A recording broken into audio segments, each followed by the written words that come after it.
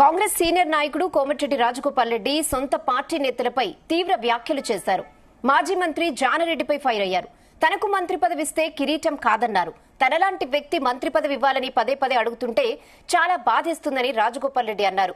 ఒక ఇంట్లో ఇద్దరికి మంత్రి పదవులు ఇస్తే తప్పేంటని అన్నారు. ఇండియా క్రికెట్ టీంలో అన్నదమ్ముళ్లున్నప్పుడు కేబినెట్లో ఉంటే ఏమవుతుందని ప్రశ్నించారు. మంత్రి పదవి అనేది అడుక్కుంటే వచ్చేది కాదని, కెపాసిటీని బట్టి వస్తుందని తెలిపారు. తనకు మంత్రి పదవి విషయంలో జానారెడ్డి లాంటి దుర్మార్గులు ధృతరాష్ట్ర పాత్ర పోషిస్తున్నారని మండిపడ్డారు. రాజగోపాల్ రెడ్డి గల్లా ఎగరేసుకుని ఉంటాడే తప్ప అడుక్కునే పొజిషన్లో ఉండడని తేల్చి చెప్పారు.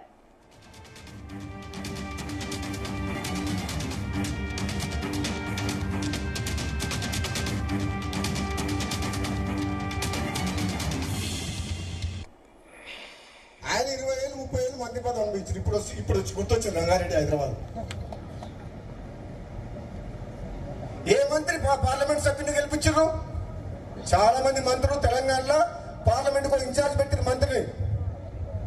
కానీ భువనగిరి పార్లమెంట్ కు మంత్రి ఇన్ఛార్జ్ రాలే, ఒక ఎమ్మెల్యేగా ఇన్ఛార్జ్ పెట్టింది కాంగ్రెస్ పార్టీ.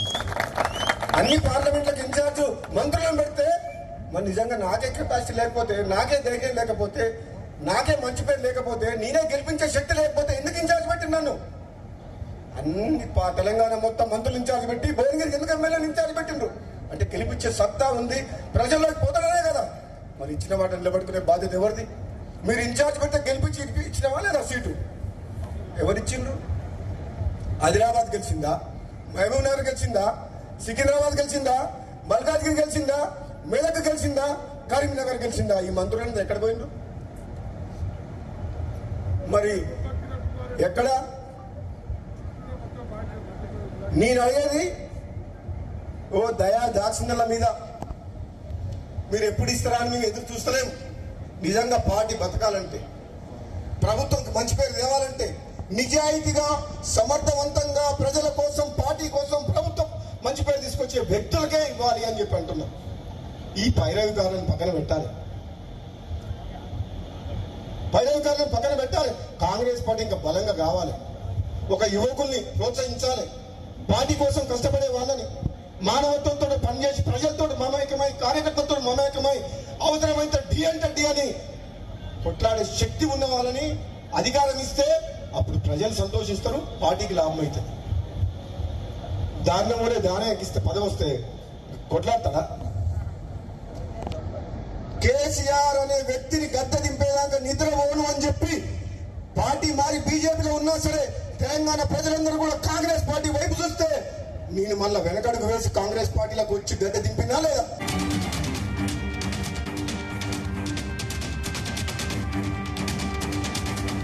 కాంగ్రెస్ సీనియర్ నాయకుడు కోమటిరెడ్డి రాజగోపాల్ రెడ్డి సొంత పార్టీ నేతలపైనే తీవ్ర వ్యాఖ్యలు చేశారు. మాజీ మంత్రి జానారెడ్డిపై ఫైర్ అయ్యారు. ఇదే విషయంపై మరిన్ని అప్డేట్స్ మా ప్రతినిధి జానయ్య అందిస్తారు. జానయ్య, రెహనా, మున్గోడు ఎమ్మెల్యే కోమటిరెడ్డి రాజగోపాల్ రెడ్డి సొంత పార్టీ నేతల పైన హాట్ కామెంట్ చేసిన పరిస్థితి ఉంది. చౌటుప్పల్లో ఈ రోజు ఏదైతే మార్కెట్ కమిటీ చైర్మన్ ప్రమాణ స్వీకారానికి సంబంధించినటువంటి కార్యక్రమంలో పాల్గొన్నటువంటి ఆయన అక్కడ జరిగినటువంటి కార్యక్రమంలో ఆయన మాట్లాడుతున్న సమయంలో తన మంత్రి పదవి, తనకు అధిష్టానం ఇచ్చినటువంటి హామీ ప్రకారంగా మంత్రి పదవి రాకుండా కొంతమంది సొంత పార్టీ నేతలే అడ్డుకుంటున్నారని కూడా ఆయన వ్యాఖ్యానించడం జరిగింది. ప్రత్యక్షంగానే జానారెడ్డి, మాజీ మంత్రి జానారెడ్డి పైన ఆయన హాట్ కామెంట్ కూడా చేయడం జరిగింది. గతంలో ఆయన 30 ఏళ్లు మంత్రి పదవి అనుభవించినప్పుడు హైదరాబాద్, రంగారెడ్డి జిల్లాలకు సంబంధించి ఆయనకు గుర్తు రాలేదా? తనకు మంత్రి పదవి విషయంలో ఆయన ఎందుకు అడ్డు తొలుగుతున్నాడంటూ కూడా ఆయన రాజగోపాల్ రెడ్డి జానారెడ్డి పైన మండిపడడం జరిగింది. ఒకే కుటుంబంలో ఇద్దరికి మంత్రి పదవులు అందరూ పార్టీలో చాలా మంది కూడా వ్యతిరేకిస్తున్నారనేది ఆయన ఆరోపిస్తున్న పరిస్థితి. దీనిపైన ఇటు దేశంలో చాలా విషయాల్లో ఒకే కుటుంబానికి సంబంధించినటువంటి ప్రజలకు సేవ చేసేందుకు, ప్రజల పట్ల కూడా ప్రజల వెంటే ఉంటూ ప్రజల కోసం పనిచేసే వ్యక్తులు ఒకే కుటుంబానికి సంబంధించిన వారు కూడా పనిచేస్తున్న సిచ్యువేషన్ ఉంది. మాకు ఇద్దరికి మంత్రి పదవులు వస్తే నష్టం ఏంటంటే కూడా ఆయన ప్రశ్నించడం జరిగింది. ఇప్పటికే ఈ నల్గొండ జిల్లాకు సంబంధించి తన సోదరుడు కోమటిరెడ్డి వెంకటరెడ్డికి మంత్రి పదవి ఉంది, అటు ఉత్తమ్ కుమార్ రెడ్డికి కూడా మంత్రి పదవి ఉంది. అయితే అధిష్టానం ఏదైతే కాంగ్రెస్ రాష్ట్రంలో కాంగ్రెస్ ప్రభుత్వం మంత్రివర్గ విస్తరణ సమయంలో ఖచ్చితంగా రాజగోపాల్ రెడ్డికి మంత్రి పదవి వస్తుందనేది కూడా ఆయన ఆశించినప్పటికీ ఇటు మంత్రివర్గ విస్తరణకు సంబంధించి ప్రభుత్వం ఏర్పడి 15 నెలలు దాటినప్పటికీ ఇప్పటికీ చేపట్టకపోవడం పట్ల కూడా కొంత అసహనం వ్యక్తం చేస్తూ రేపు మాపు అంటూ కూడా కాలయాపన చేయడం, ఇటు ఒకే కుటుంబంలో ఇద్దరికి ఎలా ఇస్తారంటూ కూడా కొంతమంది వ్యతిరేకిస్తున్న క్రమంలో కూడా ఆయన ఇలాంటి వ్యాఖ్యలు చేయడం జరిగింది. దీనికి తోడు ఏదైతే మంత్రి పదవుల విషయంలో పార్టీ సీనియర్ నేత, గతంలో పార్టీ కోసం పనిచేసినటువంటి మంత్రి పదవి కూడా అనుభవించినటువంటి జానారెడ్డి, రంగారెడ్డి, హైదరాబాద్ జిల్లాలకు సంబంధించి మంత్రి పదవులు ఇవ్వాలంటూ కూడా ఆయన అధిష్టానానికి లేఖ రాయడం పట్ల ఇటు మునుగోడు ఎమ్మెల్యే రాజగోపాల్ రెడ్డి జానారెడ్డి పైన కూడా ఆయన ఫైర్ అయిన పరిస్థితి ఉంది. గతంలో ఇటు ఏదైతే పార్టీకి సంబంధించి నేను పార్టీ మారినా మళ్ళీ కన్నతల్లి లాంటి పార్టీ కాంగ్రెస్ పార్టీ కాబట్టి మళ్ళీ కాంగ్రెస్ పార్టీలో చేరాను. నల్గొండ జిల్లాలో ఉమ్మడి జిల్లాకు సంబంధించి నకిరికల్ కావచ్చు, భువనగిరి, ఆలేరు, తుంగతుర్తి, సూర్యాపేట అసెంబ్లీ నియోజకవర్గాల్లో ఎన్నికల సమయంలో కూడా నేను ప్రచారం చేశాను. పార్టీ అభ్యర్థుల గెలుపు కోసం కూడా నేను పనిచేశాను. అయినా కూడా తనకు మంత్రి పదవి ఇవ్వకుండా ఇంకా కాలయాపన చేస్తున్నారనేది కూడా ఆయన వ్యాఖ్యానించడం జరిగింది. దీనికి తోడు ఇటు కాంగ్రెస్ పార్టీలో చేరే సమయంలో మంత్రి పదవి ఇస్తామని చెప్పి హామీ ఇచ్చారు. ఇటు పార్లమెంట్ ఎన్నికల్లో భువనగిరి కాంగ్రెస్ అభ్యర్థిని గెలిపిస్తే ఖచ్చితంగా మంత్రి పదవి ఇస్తామని కూడా రెండోసారి కూడా హామీ ఇచ్చినట్టుగా ఆయన చెప్తున్నారు. ఈ నేపథ్యంలో తనకు మంత్రి పదవి వస్తుందనేది ఆయన ధీమాతో ఉన్నప్పటికీ కొంతమంది కావాలనే కాంగ్రెస్ పార్టీలోనే తనకు మంత్రి పదవి రాకుండా అడ్డు తలుగుతున్నారనేది కూడా ఆయన జానారెడ్డి పైన ఫైర్ కావడం జరిగింది. ఈ రోజు ఇటు జానారెడ్డిని ఉద్దేశించే నేరుగా కూడా జానారెడ్డి పేరును ప్రస్తావిస్తూ తనకు మంత్రి పదవి రాకుండా అడ్డుకుంటున్నారనేది కూడా ఆయన వ్యాఖ్యానించడం జరిగింది. ఈ నేపథ్యంలో మరోసారి రాజగోపాల్ రెడ్డి సొంత పార్టీ నేతల పైన వ్యాఖ్యలు అంటే వారిపైన కూడా ఆరోపణలు చేయడం, వారిని విమర్శించడం తోటి కాంగ్రెస్ పార్టీలో మళ్ళీ చర్చానీయాంశమైందని చెప్పవచ్చు. ఇటు రాజగోపాల్ రెడ్డికి మరోవైపు రాజగోపాల్ రెడ్డి అడుక్కునే మంత్రి పదవులు అడుక్కునే సిచ్యువేషన్ లో లేము, కేవలం పార్టీ కోసం పనిచేస్తున్నాం, పార్టీ కోసం పనిచేసే వ్యక్తులకు పదవులు ఇవ్వాలి, అధిష్టానం కూడా ఆలోచించాలని కూడా ఆయన వ్యాఖ్యానించడం జరిగింది. మొత్తానికైతే రాజగోపాల్ రెడ్డి జానారెడ్డిని ఉద్దేశించి మాట్లాడడం పట్ల కూడా ఇటు ఉమ్మడి నల్గొండ జిల్లాకు సంబంధించినటువంటి మరోసారి ఆయన చేసిన వ్యాఖ్యలు కాంగ్రెస్ పార్టీలో రచ్చలేపాయని చెప్పవచ్చు. ఇటు వర్గపోరు కూడా ఇప్పటికే కొనసాగుతుంది. ఇటు తన మంత్రి పదవి ఖాయమైంది. ఇప్పటికే అధిష్టానం రాజగోపాల్ రెడ్డిని పేరును కూడా మంత్రి పదవి ఇచ్చే లిస్టులో ఆయన పేరును కూడా ఖరారు చేసినట్టుగా కూడా కొంత ప్రచారం జరిగింది. ఈ నెల 3న ప్రమాణ స్వీకారం అంటే మంత్రి పదవులకు సంబంధించి మంత్రివర్గ విస్తరణ చేపట్టడంతో పాటు ప్రమాణ స్వీకారం చేస్తారని కూడా ప్రచారం సాగింది. కానీ మళ్ళీ ఈ లిస్టుకు సంబంధించి మంత్రి పదవులు ఆశిస్తున్న వారిలో రాజగోపాల్ రెడ్డి పేరు ఉన్న విషయం పైన కూడా బయటికి ప్రచారం జరగడంతో జానారెడ్డి కాంగ్రెస్ పార్టీ సీనియర్ నేత జానారెడ్డి రంగారెడ్డి, హైదరాబాద్ జిల్లాలకు సంబంధించినటువంటి జిల్లాలకే మంత్రి పదవులు ఇవ్వాలి అనే విషయంలో ఆయన అధిష్టానానికి లేఖ రాయడం పట్ల కూడా రాజగోపాల్ రెడ్డి తీవ్ర ఆగ్రహం వ్యక్తం చేస్తున్నారు.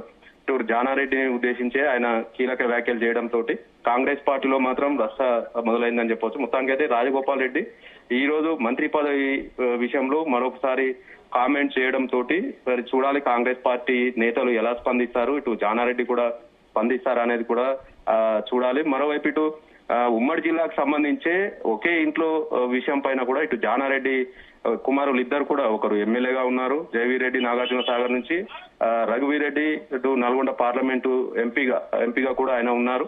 కానీ మంత్రి పదవుల విషయంలో నల్గొండ జిల్లాకు ఆల్రెడీ 2 మంత్రి పదవులు ఉన్నాయి కాబట్టి మంత్రివర్గ విస్తరణలో హైదరాబాద్, రంగారెడ్డి జిల్లాలకు అవకాశం ఇవ్వాలనేది జానారెడ్డి అధిష్టానానికి సూచించడం జరిగింది.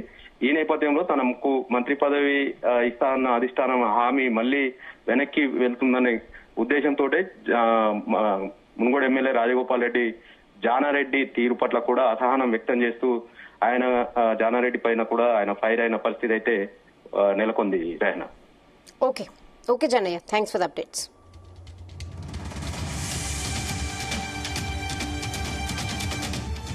ఆయన 20 ఏళ్ళు 30 ఏళ్ళు మంత్రి పదవి అనిపించారు.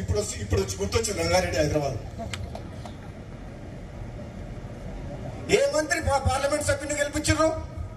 చాలా మంది మంత్రులు తెలంగాణలో పార్లమెంట్ కు ఇన్ఛార్జ్ పెట్టిన మంత్రిని. కానీ భువనగిరి పార్లమెంట్ కు మంత్రి ఇన్ఛార్జ్ రాలే, ఒక ఎమ్మెల్యేగా ఇన్ఛార్జ్ పెట్టింది కాంగ్రెస్ పార్టీ.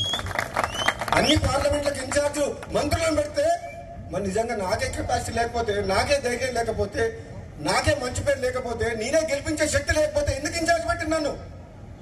అన్ని తెలంగాణ మొత్తం మంత్రులు ఇన్ఛార్జ్ పెట్టి భువనగిరికి ఎందుకు ఎమ్మెల్యేలు ఇన్ఛార్జ్ పెట్టిండ్రు? అంటే గెలిపించే సత్తా ఉంది, ప్రజల్లోకి పోతాడనే కదా. మరి ఇచ్చిన మాట నిలబెట్టుకునే బాధ్యత ఎవరిది? మీరు ఇన్ఛార్జ్ పెడితే గెలిపించి ఇచ్చినావా లేదా సీటు? ఎవరిచ్చిండ్రు? ఆదిలాబాద్ గెలిచిందా? మహబూబ్ నగర్ గెలిచిందా? సికింద్రాబాద్ గెలిచిందా? మల్కాజ్గిరి గెలిచిందా? మెదక్ గెలిచిందా? కరీంనగర్ గెలిచిందా? ఈ మంత్రులంతా ఎక్కడ పోయిండ్రు? మరి ఎక్కడ? నేను అడిగేది ఓ దయా దాక్షిణ్యాల మీద మీరు ఎప్పుడు ఇస్తారా అని మేము ఎదురు చూస్తలేం. నిజంగా పార్టీ బతకాలంటే, ప్రభుత్వం మంచి పేరు తేవాలంటే, నిజాయితీగా సమర్థవంతంగా ప్రజల కోసం, పార్టీ కోసం, ప్రభుత్వం మంచి పేరు తీసుకొచ్చే వ్యక్తులకే ఇవ్వాలి అని చెప్పి అంటున్నాం. ఈ పైరవికారులను పక్కన పెట్టాలి, పైరవికారులను పక్కన పెట్టాలి. కాంగ్రెస్ పార్టీ ఇంకా బలంగా కావాలి. ఒక యువకుల్ని ప్రోత్సహించాలి, పార్టీ కోసం కష్టపడే వాళ్ళని, మానవత్వంతో పనిచేసి ప్రజలతో మమేకమై, కార్యకర్తలతో మమేకమై, అవసరమైతే డి అంటే డి అని కొట్లాడే శక్తి ఉన్న వాళ్ళని అధికారం ఇస్తే అప్పుడు ప్రజలు సంతోషిస్తారు, పార్టీకి లాభం అవుతుంది. దారుణం కూడా దానం ఎక్కిస్తే పదవి వస్తే కొట్లాడతాడా? కేసీఆర్ అనే వ్యక్తిని గద్దె దింపేదాకా నిద్రపోను అని చెప్పి పార్టీ మారి బీజేపీలో ఉన్నా సరే తెలంగాణ ప్రజలందరూ కూడా కాంగ్రెస్ పార్టీ వైపు చూస్తే నేను మళ్ళా వెనకడుగు వేసి కాంగ్రెస్ పార్టీలోకి వచ్చి గద్దె దింపినా లేదా?